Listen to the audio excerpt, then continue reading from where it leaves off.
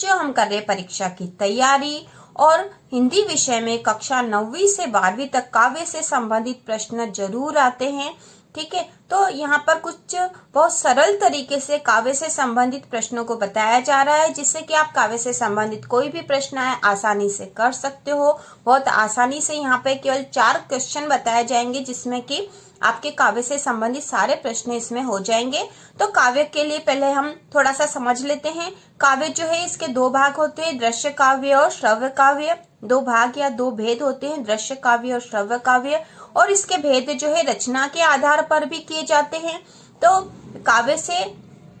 काव्य के भेद से संबंधित यदि प्रश्न आता है कि काव्य के कितने भेद होते हैं, तो हम दृश्य काव्य, श्रव्य काव्य भी लिख सकते हैं, और रचना के आधार पर हम प्रबंध काव्य और मुक्तक काव्य भी लिख सकते हैं। तो रचना के आधार पर काव्य के भेद होते हैं प्रबंध काव्य और मुक्तक काव्य।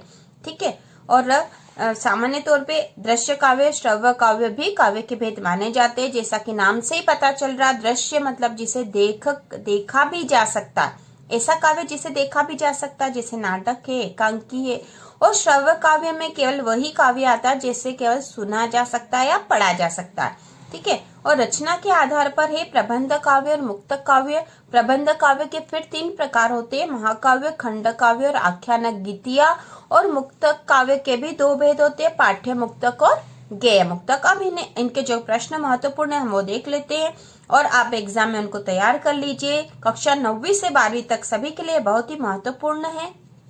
काव्य से संबंधित पहला प्रश्न और सबसे महत्वपूर्ण प्रश्न है, काव्य किसे कहते हैं, काव्य के प्रकार बताइए। कक्षा 9वीं से 12वीं तक सभी क्लासों में इससे संबंधित प्रश्न जरूर आता है, अथवा इसी प्रकार भी पूछा जा सकता है कि काव्य की परिभाषा और भेद बताइए। ठीक है, तो काव्य की परिभाषा जो है आचार्य विश्वनाथ के अनुसार बताई गई है, क्योंकि यह सबसे प्रसिद्ध जो परिभाषा है, और एग्जाम में आचार्य विश्वनाथ के अनुसार काव्य की परिभाषा ऐसा प्रश्न भी आ सकता है, तो हम इसे ही याद करेंगे। आचार्य विश्वनाथ के अनुसार रसात्मकम वाक्यम काव्यम, अर्थात रसयुक्त वाक्य ही काव्य है। अब काव्य के भेद यहाँ पे हमने रचना के आधार पर ही बताए हैं, तो काव्य के भेद हम बताएंगे 2। ठीक है, कितनी बार ऑब्जेक्टिव में आ जाते हैं कि काव्य के कितने भेद होते हैं, तो उसका अर्थ आएगा काव्य के 2 भेद होते हैं, प्रबंध काव्य और मुक्तक काव्य। ठीक है, इससे संबंधित दूसरा महत्वपूर्ण प्रश्न है, प्रबंध काव्य और मुक्तक काव्य में अंतर बताइए। ठीक है, तो यदि हम ये वाला अंतर याद कर लेंगे तो हम ये भी याद कर लेंगे कि प्रबंध काव्य किसे कहते हैं, या फिर प्रबंध काव्य के लक्षण और उदाहरण दीजिए, तो ये प्रश्न भी इसके साथ हो जाएगा।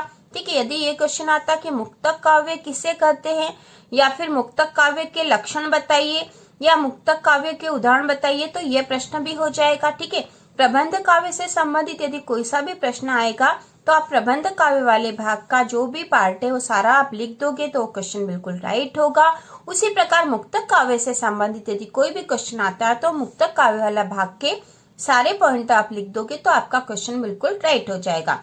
तो चलो हम देख लेते हैं दोनों का अंतर, और उसके साथ प्रबंध काव्य और मुक्तक काव्य से संबंधित सारे प्रश्नों के उत्तर भी हो जाएंगे। तो प्रबंध काव्य में पहला आएगा, प्रबंध काव्य में रचना एक कथा सूत्र में बंधी रहती है, जबकि मुक्तक काव्य इसमें प्रत्येक छंद पूर्व छंद से स्वतंत्र होता है। ठीक है, इसका कथानक विस्तृत होता है, यह इसका दूसरा पॉइंट है, और इसमें इसका कथानक संक्षिप्त होता है। तीसरा, इसमें पात्र, छंद व रस की संख्या अधिक होती है, इसमें पात्र, छंद व रस कम होते हैं।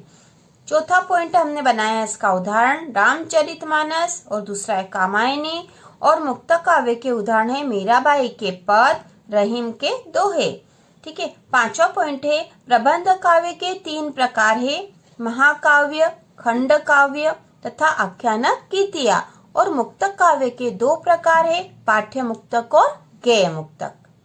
अगला जो प्रश्न नंबर 3 है, महाकाव्य खंड काव्य में अंतर बताइए। यदि हम ये अंतर याद कर लेंगे तो हम महाकाव्य से संबंधित कोई सा भी क्वेश्चन कर सकते हैं, और खंड काव्य से संबंधित ही प्रश्न कर सकते हैं। इससे संबंधित और प्रश्न आते हैं, महाकाव्य किसे कहते हैं, इसके लक्षण बताइए, 2 महाकाव्यों के नाम और उनके रचनाकार के नाम बताइए। उसी प्रकार खंड काव्य से संबंधित प्रश्न आ सकते हैं कि खंड काव्य किसे कहते हैं, इसके लक्षण बताइए, 2 खंड काव्य के नाम और उसके रचनाकार के नाम बताइए। तो हम यदि ये अंतर याद कर लेंगे तो इससे संबंधित सारे क्वेश्चन हम कर सकते हैं। ठीक है, अब महाकाव्य और खंड काव्य में अंतर, तो महाकाव्य का कथानक विस्तृत होता है जबकि खंड काव्य का कथानक संक्षिप्त होता है।